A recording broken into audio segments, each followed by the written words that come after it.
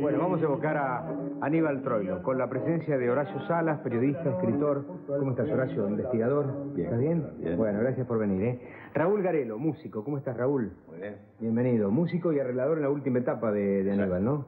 Es verdad.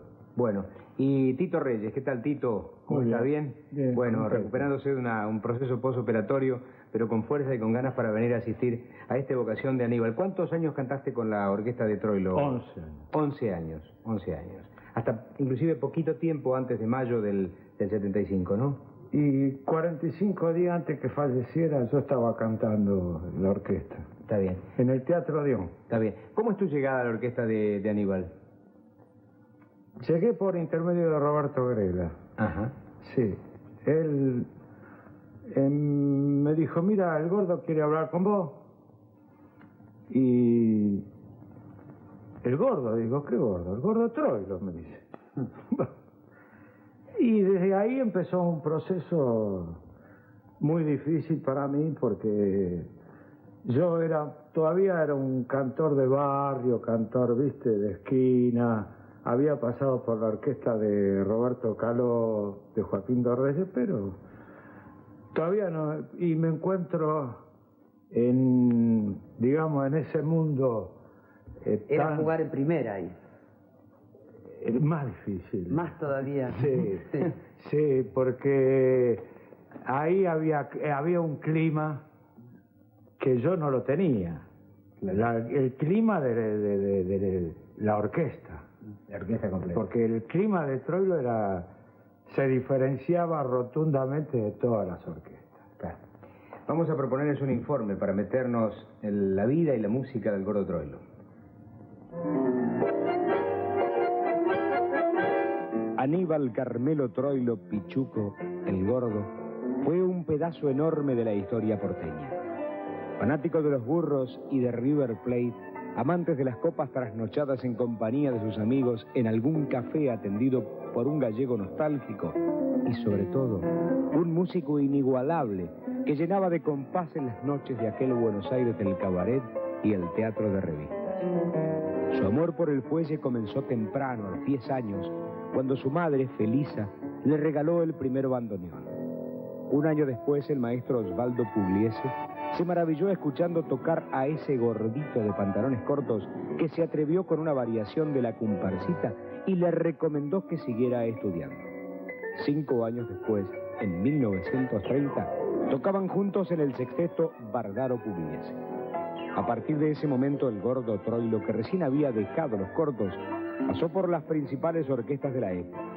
Sidiaco Ortiz, Julio De Caro, Juan D'Arienzo y Elvino Bardaro, entre otros, fueron fogueando la personalidad como músico y compositor de Aníbal Troilo. En 1937 Pichuco decidió que ya era hora de tener su propia orquesta. El 1 de julio de ese año debutó en el mítico cabaret Marabú. Tenía apenas 23 años y se convertía en el rey de la noche porteña. Aquel 1937 tendría otra alegría para el gordo Troilo.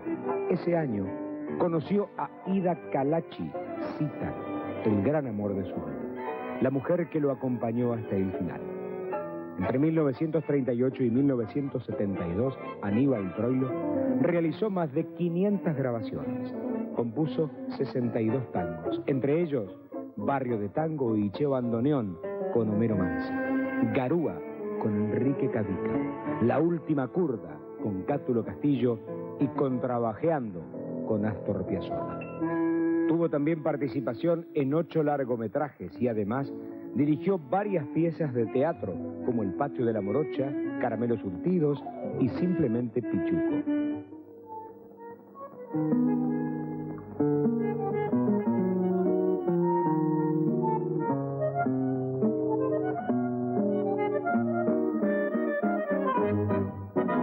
El bandoneón es increíble, decía Troilo. A veces me parece que dice más cosas de las que yo le exijo y otras que no puedo ni podré nunca hacerle decir todas las cosas que quiero. Y aquel fuelle misterioso que acompañó a algunos de los mejores cantantes de tango como Fiorentino, Roberto Goyeneche, Alberto Marino, Jorge Casal, Floreal Ruiz, Edmundo Rivero, siguió sonando al compás del talento de Pichuco hasta la noche del 17 de mayo de 1975, el día de la última actuación de Aníbal Troilo. Una noche de otoño en la que su magia quedó rodando por las esquinas de la calle Corrientes.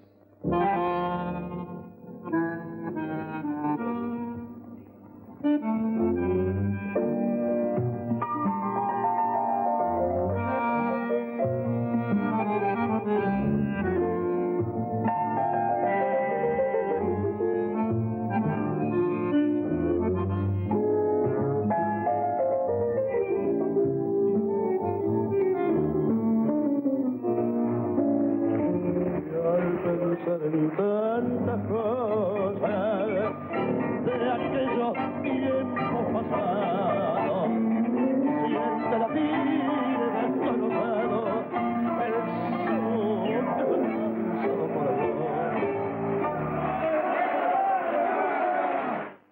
Al día siguiente, poco antes de que den las 12 de la noche, el gordo Troilo murió en el hospital italiano. Pichuco no quiso el silencio de sus bandoneones y dejó 3 de sus fuelles para músicos que él admiraba: Raúl Garelo, Osvaldo Piro y Astor Piazzolla. El cuarto quedó para la compañera de su vida, Zita.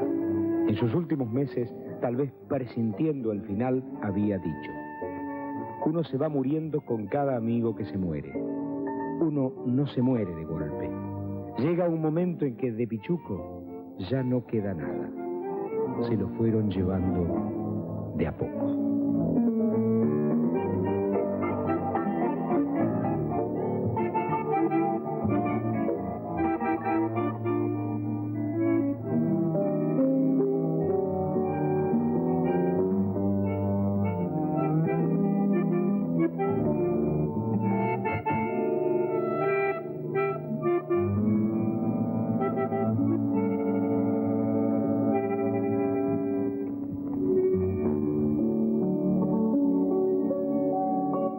Horacio, ¿qué te provoca ver todo Yo esto? creo que ahora casi no habría que hablar. No, me he quedado totalmente. Sí. No, pero esto me trajo además muchos recuerdos también de mi actividad periodística. Yo como periodista le hice varios reportajes a Pichuco y estaba recordando en este instante, cuando lo veía así, con el bandoneón estirando el fuelle, que una vez le pregunté por qué él miraba a lo lejos como en trance.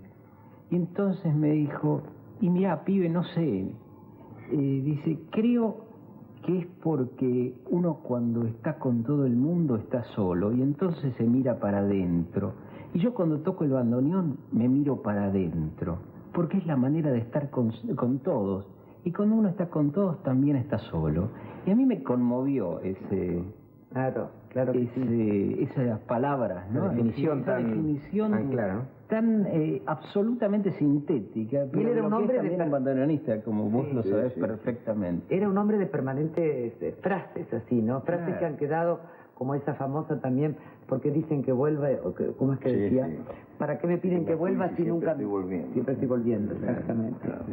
Raúl, ¿y qué ha sido de pronto un hombre como vos de la música, que de pronto ser el arreglador de la orquesta de Troilo? Imagino yo que es una... Sí, yo recién estaba emocionante lo que pasaron ustedes, ¿no? Sí. Nosotros lo recordamos permanentemente a Pichuco. Los músicos de tango Sí. es como el pan cotidiano, digamos. El gordo Pichuco, porque si no es como compositor, es como director, como músico convocante de todas las corrientes del tango, desde Canaro a Astor. Claro. Tan es así que escribieron para su orquesta y alternaron con los músicos de la orquesta del Gordo, ¿no?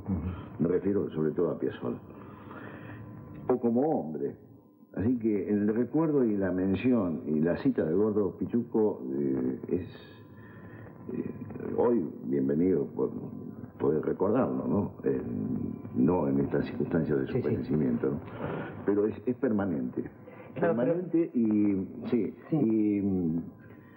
creo yo que nosotros los que lo conocimos y vivimos y fuimos sus amigos y músicos, me refiero a los poetas y los músicos que alternamos con él, tuvimos el gran privilegio de poder haber compartido una vida como la de Gordo Pichuco, un artista único. Un artista único y además un ser humano único. Sí. De una bondad tan grande como su humanidad y como su figura, ¿no? Porque era un gordo buenazo, ¿no? Sí. El gordo. Y además de eso, de un talento musical. A mí siempre me ha sorprendido, porque el gordo no era, desde el punto de vista de la interpretación, un gran virtuoso del bandoneón. No era un tipo a lo mejor de dedos muy demasiado rápidos, pero era un hombre que tenía una sensibilidad muy especial, ¿no? Cuando estaban como en trance, como decía Horacio, era como que si de pronto comenzaba a desgranar una melodía muy singular, ¿no? Bueno, están las grabaciones donde, no creas, no están así. ¿Ah, no? No. Claro, está. Yo creo que... Yo te vi la mirada de todos cuando decías esto y yo dije, ahora van a saltar sobre Fernando. No. ¿No es cierto? Ahí está. Repito, dale. Ay, uno escucha las grabaciones de Pichuco cuando él era joven, joven o maduro, y gatillaba a la par de cualquiera y era un gran gatillador. Ajá. Después los años lo fueron aplacando y... Gatillar es dedos rápidos, ¿no? Claro, o sea, escuchamos el vals, Calavita Blanca. Romance de barrio, sí. Cuando él Por hace un ejemplo. solo ahí que es espectacular. Sí. Eso lo... Además la pero grabación yo que tiene con Astor Piazzolla. quería agregar algo a lo que había dicho Garelo, porque todo lo que dijo Garelo con respecto a la personalidad de Troilo eran cosas que yo también las quería... Tito, ¿podemos dejar un poco de suspenso? Nos tenemos que ir a una pausa. ¿Lo agregamos después de la pausa? ¿Puede Con ser? mucho piacere. Bueno, acá estamos de gran romance con Tito.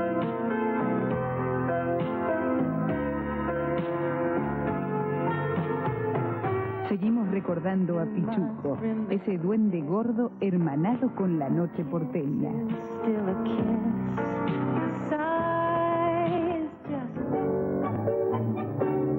Y Tito Reyes nos va a contar cómo era trabajar con Troilo. Era un tipo de buen humor, era un tipo que levantaba el tono de voz, hablaba bajo. ¿Cómo daba órdenes, por ejemplo? No daba órdenes. Uno las percibía. El clima, vuelvo al tema del clima de la orquesta de Troilo, era el que lo que uno sabía hacer, ahí lo podía desarrollar en toda su amplitud. Porque él a todo músico y cantante le daba... la orquesta estaba en función de lo que estaba haciendo el cantor o un solista que en determinado momento estaba haciendo un solo de violín, piano. La orquesta se dedicaba a eso. Entonces en ese juego y en ese clima era donde el que tenía pasta la podía desarrollar y el que tenía miedo que se fuera para su casa. Directamente. Yo en los primeros tiempos tenía bastantes miedos Claro. porque, como dije, venía de otro clima distinto. Claro, claro. En la orquesta de Troilo jamás se golpeó un bandoneón.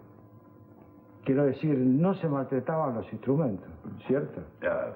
Sí. Cierto. Ninguna orquesta, ahí se escuchaban todos. Está bien.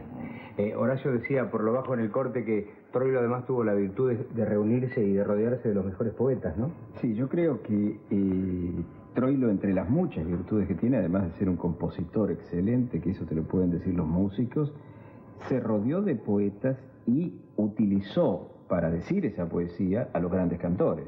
Es decir, la prueba está que casi todas las personas que pasaron por la orquesta de Troilo después fueron importantísimos solistas. Claro. Es decir, casi mitos de Buenos Aires, el caso de Polaco Goyeneche, el caso de Edmundo Rivero. Y además se supo rodear de los mejores poetas de la época. Homero Mansi, Cátulo Castillo, Enrique Cadícamo, José María Contursi, hasta Homero Espósito. Él lo que lamentaba siempre era no haber hecho ningún tango con Enrique Santos Discépolo, al que también admiraba muchísimo. Pero vos ves que con todos esos nombres, inclusive muchos otros también muy importantes, él le daba una manera de resaltar la letra y sus cantores sabían lo que decían. Es decir, no cantaban la letra como a veces ha ocurrido a lo largo de la historia del tango, que temas dramáticos se los cantaba casi con una sonrisa. No, los cantores sabían qué estaban diciendo. Y por eso estas pequeñas obras de teatro que son la letra de los tangos la interpretaban profundamente, y por eso estas grabaciones tienen 50 años algunas y siguen funcionando en la historia de Buenos Aires. Raúl era un hombre con las 24 horas del día dedicadas a la música. ¿Cómo era su vida? ¿Cómo era un día normal de él? Yo entiendo que sí. Sí. No sabría decirte exactamente así un día, pero su condición, de su categoría de artista, porque creo que realmente al gordo Pichuco tendríamos que ponerlo ahí. Fue uno de los grandes artistas que ha dado América. Ha estado, por ejemplo, en Argentina, Gardel, Pichuco, Atahualpa Yupanqui. Digamos, entonces, este tipo de personas, el gordo, por eso yo decía qué privilegio poder haber compartido el tiempo con él. Y aparentemente parecía que siempre estaba dando ventaja el gordo a todo el mundo, reconociendo lo que vos dijiste de su humildad y su... Sí. Pero su condición de más saliente como persona era la discreción.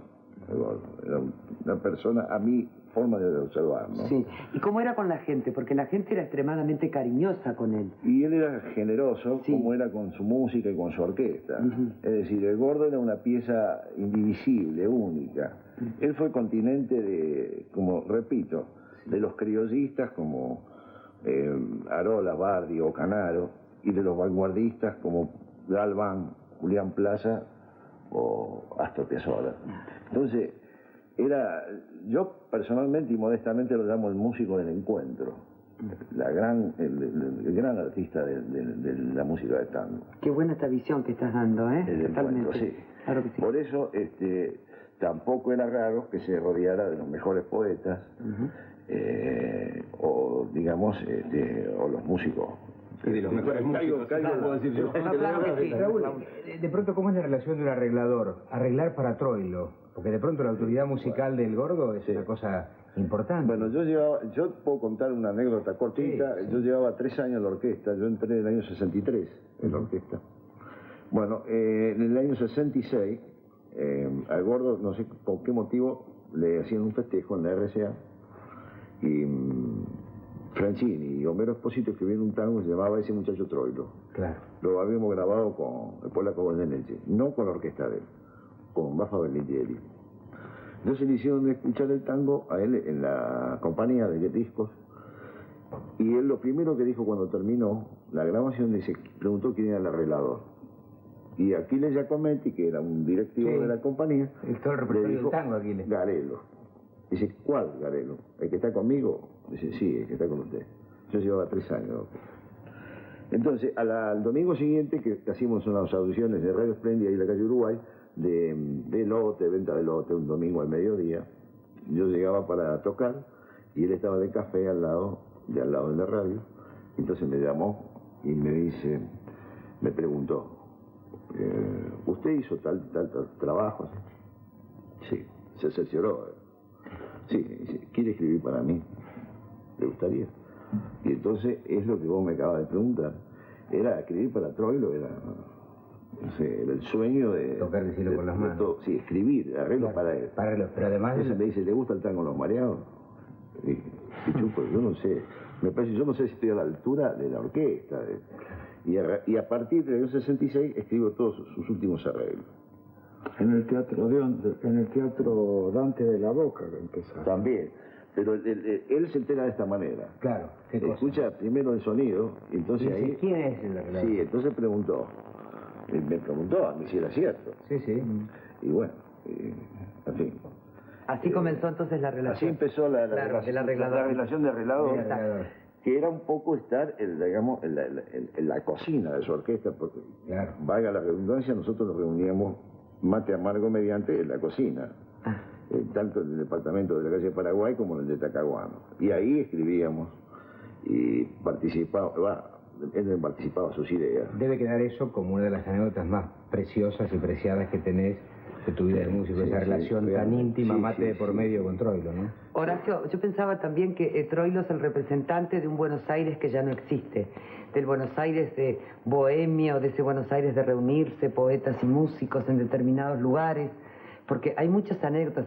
Hay muchísima gente que dice que fue Plomo de Troilo. Si es cierto la cantidad de gente que dice que fue Plomo de Troilo, tendría una orquesta sinfónica directamente. Sí, además los que fueron amigos de Troilo. Bueno, eso también. Siempre aparecen así Sí. millones, pero yo creo que Troilo significa un Buenos Aires que se murió, que se acabó, que está en la memoria de la gente y que va a quedar en la memoria. Pero allí están Rico Tipo, las peleas de Prada Gatica, las primeras carreras de Fangio que vimos ahora algunas. Es decir, hay un Buenos Aires de una Argentina que también era una manera de lo cultural. Estábamos hablando hace un rato fuera de cámara con Tito Reyes. Es decir, la cultura argentina no es solamente los libros, es también los libros, pero además hay señas de identidad argentina que son muy importantes, como fueron también las revistas en su momento y como fue sin ninguna duda el tango, y entre el tango, en ese momento con el tango, fue Aníbal Troilo, Claro, sin duda. que reinaba en una noche de Buenos Aires totalmente distinta, lo decía el informe, ¿no? A los 23 años era prácticamente el rey de la noche, ¿no? Tan jovencito, había apenas dejado la adolescencia atrás cuando de pronto era ya el rey de la noche. ¿Dónde está el bandoneón que te regaló Troilo? Bueno, lo tengo conmigo, está un poquito averiado, porque tenía muchas voces cambiadas, Ajá. pero yo ya se lo he dicho el día que Cita me entrega el bandoneón. Le digo, bueno, Cita, yo tengo este bandoneón, hasta que usted lo disponga, es una gran satisfacción tenerlo, pero yo creo que el bandoneón de Pichu como la guitarra de Gardel, ¿no? Tarde o temprano tendrá que estar en algún lugar público. En algún museo. Con muchísimo gusto. Claro, está bien. Por supuesto, yo decía que les quería contar algo que tiene la referencia directa a Troilo y a este programa. El año pasado yo subí un taxi con un chico muy joven, con pelo muy largo, que me dice: quiero contarle lo que me pasó. Dice, mi viejo siempre me hinchaba con Troilo, con el gordo Pichuco, y yo le decía, pero viejo, déjame de hinchar, a mí me gusta otra música. Y un día, cuando nosotros hicimos todo un informe detallado de Troilo, yo estaba sentado frente al televisor y mi viejo empezó a llorar, y yo me levanté, después que vi el informe, y le dije, lo abracé y le dije, perdóname, viejo. Ahora te entendí. Era un grande el gordo. Y ha sido un placer tenerlo. Enorme Muchísimas placer. gracias por ayudarnos a evocar a este grande que fue Pichuco. Muchísimas gracias. Gracias. Me ha venido bien de cantor, el vestido. Muchísimas gracias, gracias. Chao.